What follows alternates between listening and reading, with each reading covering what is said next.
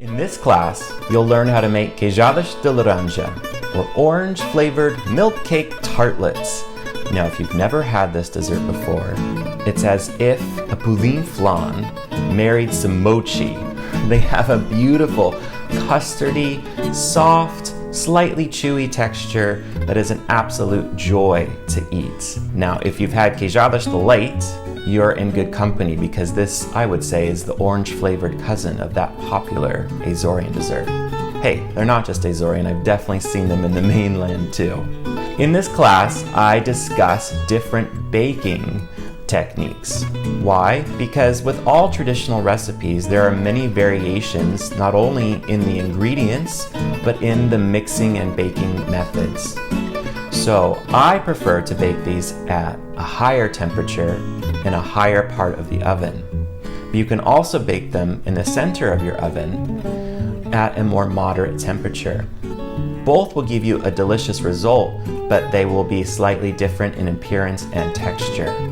And I hope this empowers you to understand a bit more how desserts can perform in your oven so that you can troubleshoot when a dessert isn't exactly how you imagined it would be. And if you have a memory of this queijada, then hopefully these two different methods will help you determine how to recreate that food memory. To begin this recipe, I'm going to preheat my oven to 400 degrees and I'm going to place the oven rack in the upper third position. Next, I am going to combine my milk and my butter in a saucepan. Just a small saucepan is fine. And so in goes the butter. And then I'm going to do a little optional step. I'm just going to throw in a cinnamon stick. Not necessary at all. What we really need to do is just warm this milk and melt the butter. So over medium-high heat, whatever heat you're comfortable with. Let the milk warm and the butter melt and the cinnamon stick infuse. And as the butter melts, I'm just gently stirring. This recipe was given to me by the Cooking Lisbon School, which is in Lisbon, and I highly recommend that you visit if you're in the city. They give wonderful cooking and baking classes, some where you take a walk to nearby local markets to buy all the ingredients for the meal you prepare. And their pastry classes are fantastic as well. Wonderful, wonderful experience. Once the butter is completely melted, you'll notice there are little bubbles around the edges, meaning everything is nice and warm. You can stop stirring, turn off the heat, set it aside to infuse as long as you like, or when you're done finishing your preparations, it'll be ready for you. You can leave it to infuse if you're using the cinnamon stick for as long as you like, or just as long as it takes you to prepare your pans. And that's what we'll do next. We will prepare our pans. So let's prepare our pans. Before that, let's talk about what type I'm choosing to use. I'm going to use a standard size cupcake muffin pan. This one is made by Wilton, and I love it because it's non-stick. And the darker color actually helps create a beautiful crust or a beautiful side to these queijadas. Now, traditionally in Portugal, they would be made in what I call a queijada tin, which is slightly different than a pastéis de nata tin. You can see the pastéis de nata tin is a little more flared, it's a little more shallow, and it's just a bit wider. We want something deeper so that it can spend a bit more time in the oven to have a beautiful custardy center. You can make them in this, they'll just bake a little faster. And of course you can use these as well. The recipe will give you a greater quantity because these are generally a little smaller than a cupcake pan. And you will need to make sure that you really fill them or experiment to see how full to fill them, but usually 3/4 is where I would start because these do puff up a bit and you don't want them to overflow. What's nice about doing them in this pan, we're gonna fill them quite high because it's okay if they puff up. They have this edge here that prevents them from overfilling. So up to you. Just know that you will need to adjust the recipe slightly if using a different size and shape tin. Now to prepare them, we're going to grease them generously with some butter. And I've got some butter here that's part melted and part not. Softened butter is best, so I'm going to go for the part that's not quite melted. And I like to use a pastry brush, but you could use your hands or your fingers. I guess your fingers are part of your hands. Or any other way that you like to grease a pan. You can see that this pan is well loved. It's had many adventures in the oven and is quite patinaed. It's baked these tarts quite a bit in the past. So if you've made queijadas de leite, the milk cake tartlets that are super popular, especially in the Azores, these are basically the same, just with some orange juice and some orange zest to create an orange variation. They are absolutely delicious. Now I've given you specific instructions on the temperature and oven rack placement for the way I like to bake them. But with any recipe, there are of course always variations, not only in ingredients, but in baking methods, even mixing methods. So I've also seen these baked at a lower temperature and in a different position. So what that would be, if you'd like to try, is 350 in the center of the oven. What I notice is that that bakes them quite evenly, and so they have a bit more of a set texture that's very consistent. The higher temperature and the higher position in the oven creates a different effect that I love. What it does is it helps sets the sides and then allows the center to be a bit more custardy, which is such a joy to bite into. And I can tell you that everyone I've served these to is absolutely in love. And I can tell you that in Portugal and in the Azores, I've had these tarts both ways, where they're very consistent and even in texture, and ones where they are more custardy in the center and almost caramelized around the edges and the sides, which is what I like to go for. So I would recommend trying my way first if you're a beginner, or if you're more experienced and you're like, no, I like the sound of the lower temperature in the middle rack, then feel free to try that.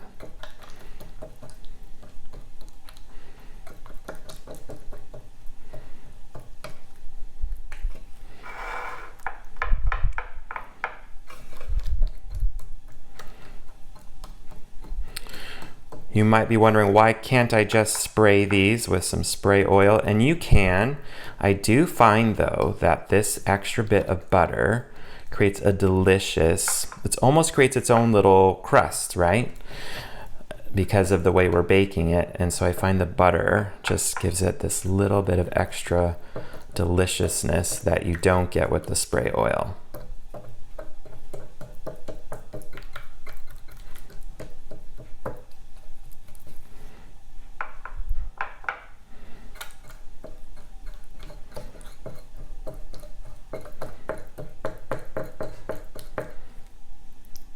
Make sure the bottoms are really well buttered.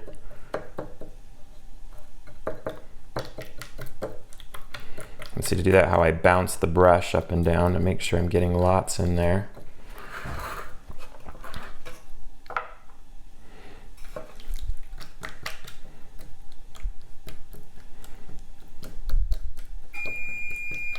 My oven is ready and waiting.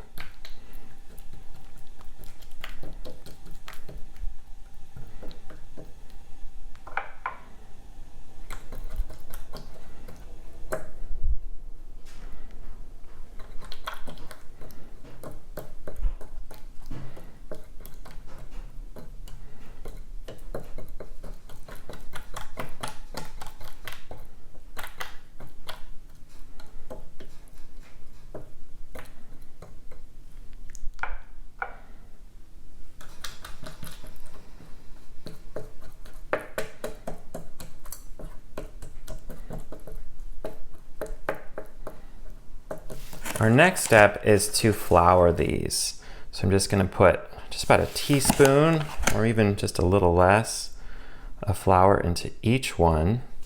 If you've ever made a layer cakes, where you have to butter and flour the pans is exactly what we're doing here. This really helps create that crust around the sides and allows them not to stick, because you'll see it's a very liquid batter.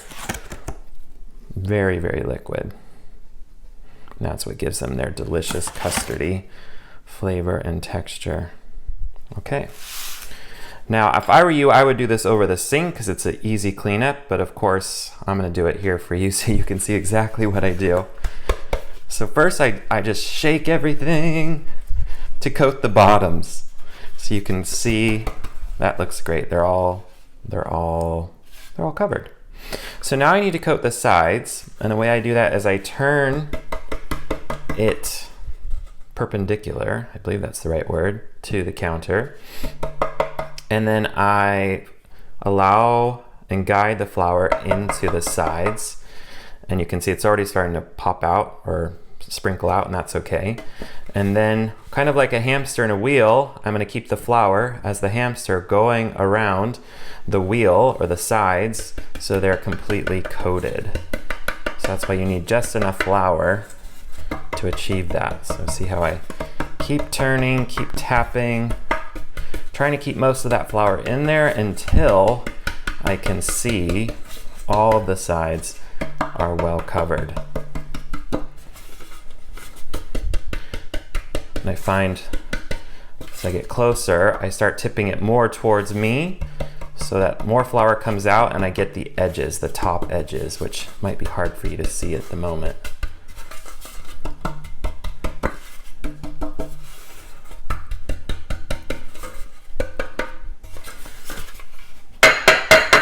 So I tap the sides just to get any excess off, and you can see how it fell into the bottom, and I'll just do one little trip around once more.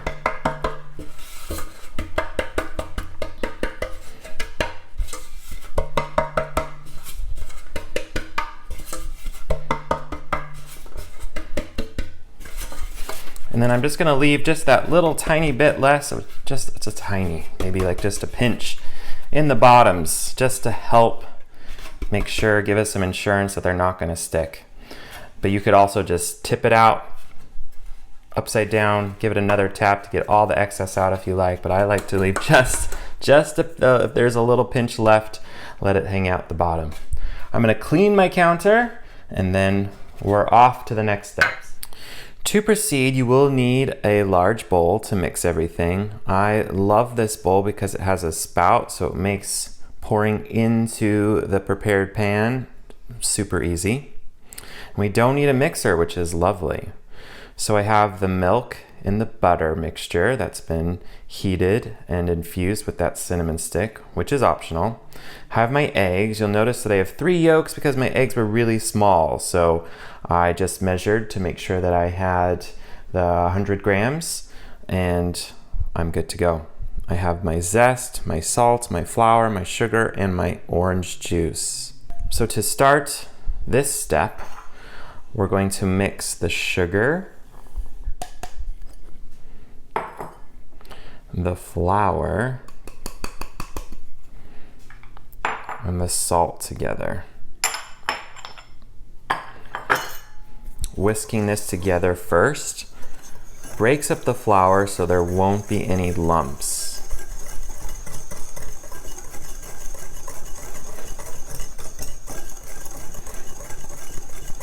So as soon as it all looks smooth and lump-free, we can add in the zest.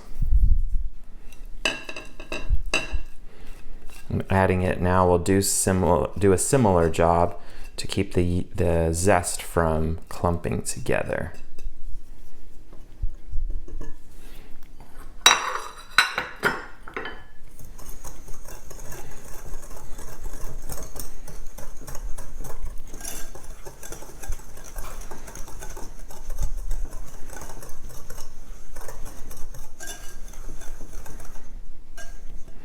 Next, go in the eggs, and this will get a little hard to mix, but just stick with it. This allows us to break up the eggs until they're smooth. bounced on those yolks, break them up. And then I just I'm not doing big mixes yet. I'm just doing a little at a time, so the eggs can just start to absorb what they can absorb. It's starting to smell so good. You can smell the zest. Okay, so I've got it almost all mixed in. It's sticking to my whisk because I have one with a lot of arms. And so what I'm going to do is see if I can get the rest in.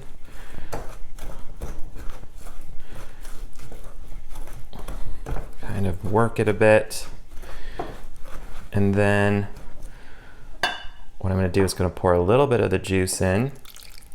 That'll help loosen everything. There we go.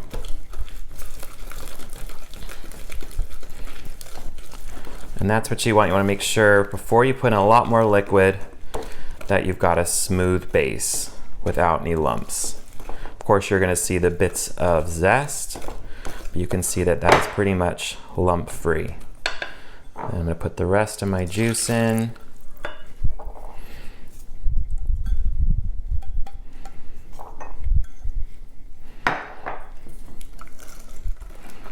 Stir that in so it gets a little thinner. So the more gradual you are adding the liquid, you can control and contribute to the smoothness. That looks beautiful, because if you pour a lot of liquid in quick, it's easier for the mixture to have lumps. So that's what we're avoiding. It's a workout. I need a break already. Okay, so next I'm going to go and pour just maybe half of that. The butter formed a little bit of a skin, but I'm not worried.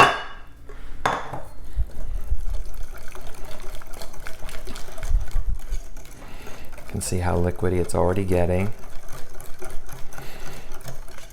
And if you've looked up other versions of this recipe, you'll see some that just put everything in a blender, blend it, and then you're ready to bake. Everything's in. I held back my cinnamon stick, of course. And I've tried those methods and they are super easy, but what I found is that the blender whips way too much air into the eggs. And therefore when you bake, they puff up a lot, and when they settle, they have this sort of holy structure, and that's not what we want. We want something that's perfectly set, almost like a pudding or a custard, a flan, with the sides that enable you to hold it and have a bit of texture. So here we are, our mixture is ready. You can let it sit. You can let it sit overnight in the refrigerator and then bring it back to room temperature. You don't have to bake them all at once if you don't want, or you can do a big batch and then bake them off. But like pancakes or crepes, they improve with a bit of aging. So definitely, if you have the time, let them sit overnight and then make them the next day. But they will also be beautiful and perfect just to make right now. Time to fill the pan. Now, I talked about how much I love this because we can pour, and if I was without you guys on my own, I would do it that way. But since I have the pressure of performing, I'm actually going to use a ladle just to have a little bit more control. And if you'd like a little more control, this is a great tool to use for this step. And before you fill, make sure you give it an extra whisk so everything's beautifully distributed. And then go ahead, fill your ladle. And then, let's see, I'm going to fill this almost all the way full. So I'm kind of up towards the top, a little more than 3/4.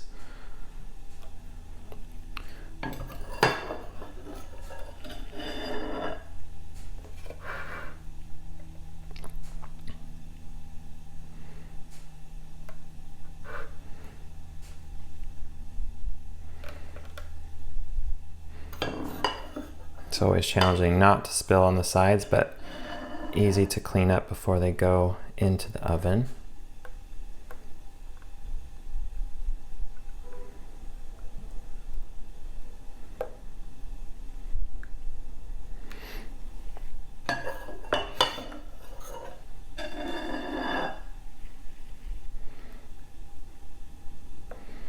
It's because they don't have any leavener, no baking powder, no beaten eggs, meaning no meringue, or we can fill them quite high because they're not going to rise too much. But remember what I said with the Queijada tins, you'll need to, if you're using those, you'll need to test to see how full you can go so they don't overflow.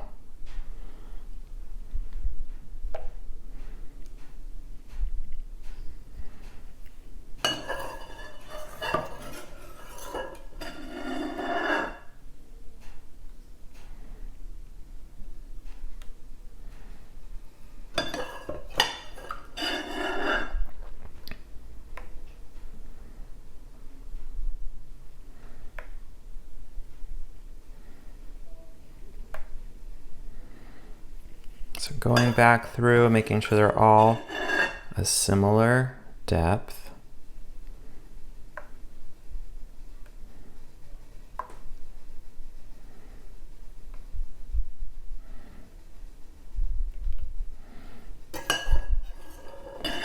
So I'm almost about 7/8 full, if that fraction makes sense, but I'm almost to the top.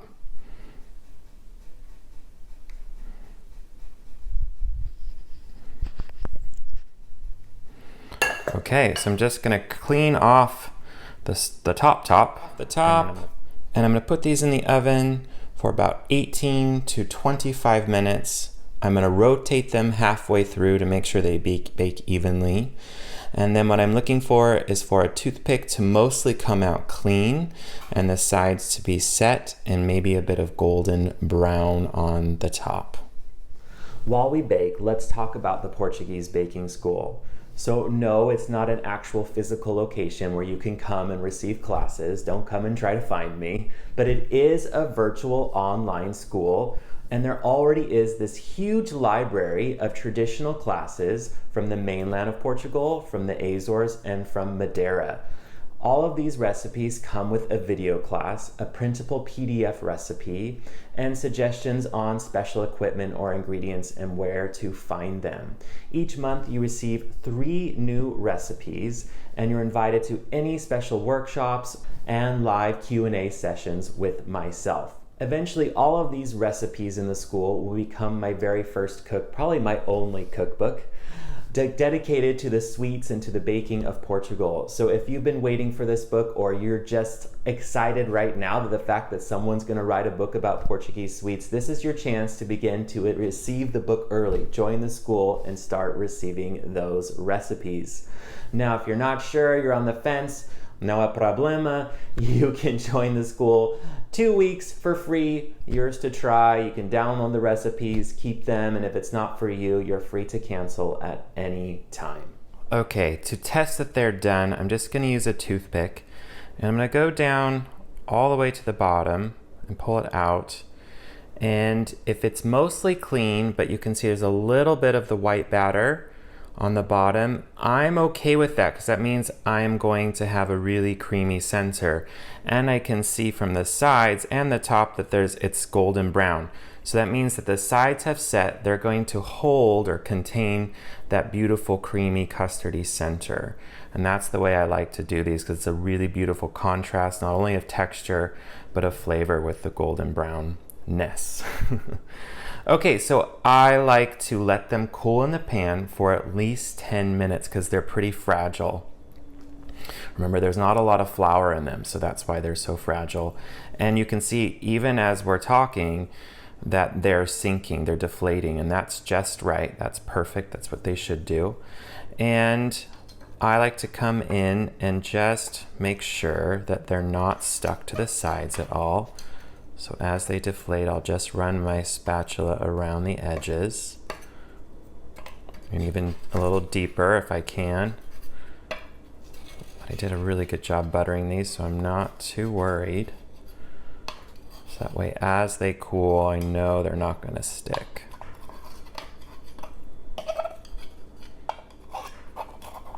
They smell heavenly.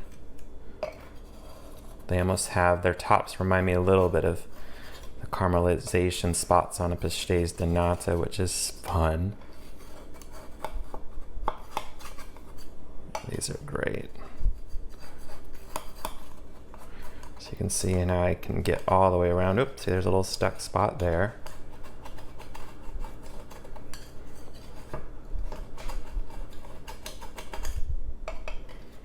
Okay, once they've cooled for about 10 minutes or until they've shrunken down quite a bit and they're starting to kind of have this little dip, then you're ready to take them out.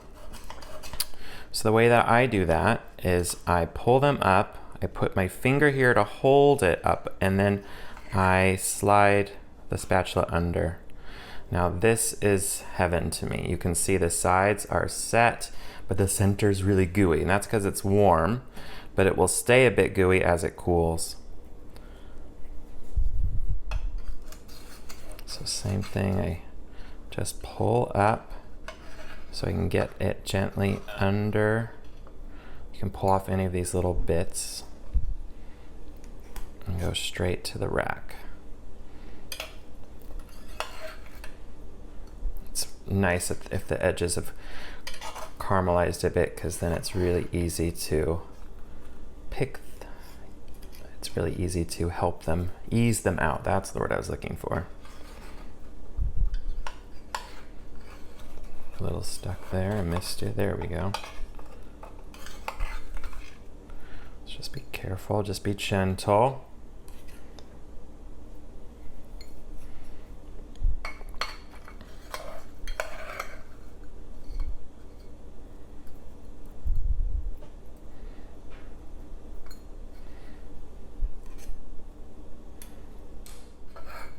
Okay, and then let those cool completely before proceeding with either putting them into a paper cupcake liner or doing any finishing sprinkling with cinnamon.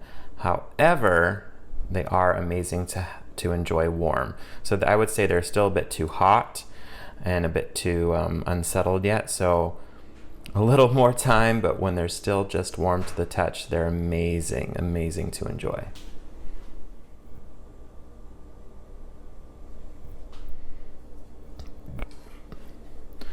To finish them, you can simply put them on a platter and serve, but you'll often see them served in white cupcake wrappers, or papers, which gives them an extra beautiful touch because they are a bit rustic looking.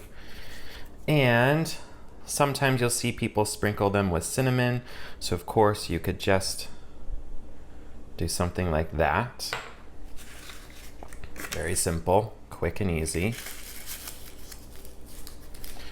And you can also do, one of my ideas is to do a grid pattern like you would on arroz doce or sweet rice pudding. So this takes a little practice, but you create a line, or 2 lines going in a diagonal by pinching the cinnamon and then going the opposite way.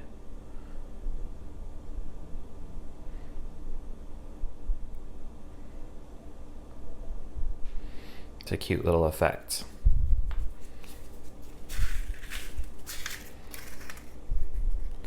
So 3 ways to finish, each way beautiful, or you can leave out a shaker of cinnamon and let your guests, your family decide. So now this one is just barely warm. I want to show you the interior texture.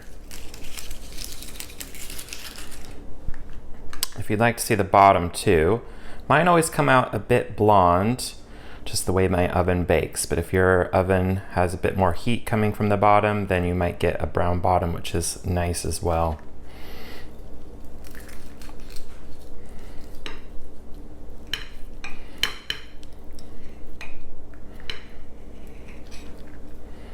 So there you go, it's beautifully custardy.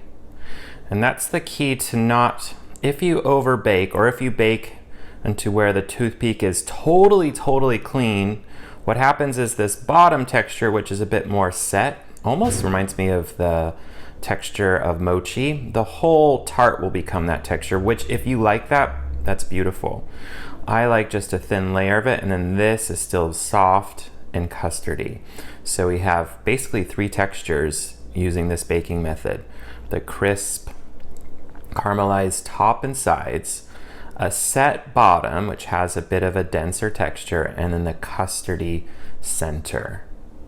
Beautiful.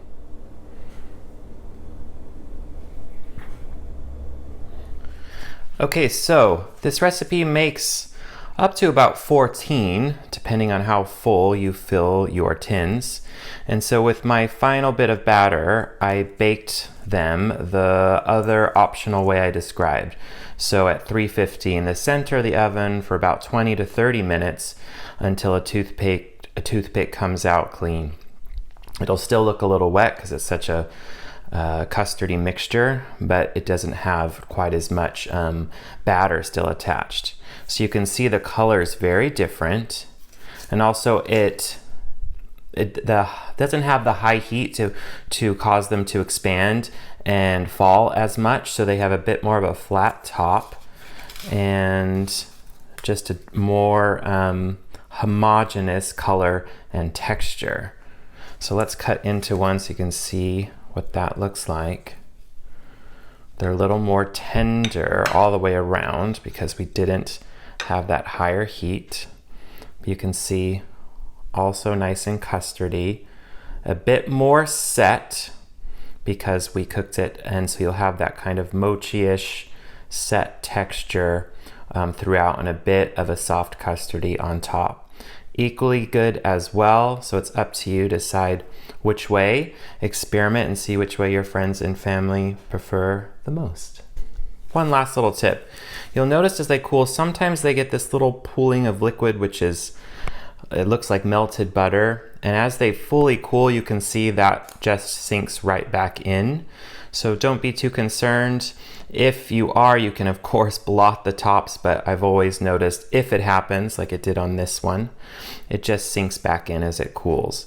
And this is because this is a really liquidy mixture. There's not very much flour, and this can happen sometimes, which is no problem at all.